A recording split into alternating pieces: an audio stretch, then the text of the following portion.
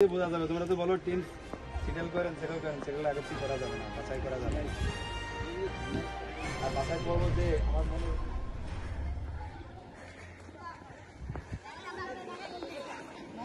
আরে নরমাল করে খেলা যায় না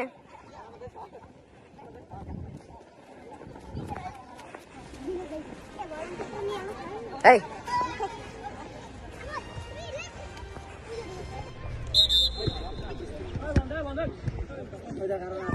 বলে ভাই এবার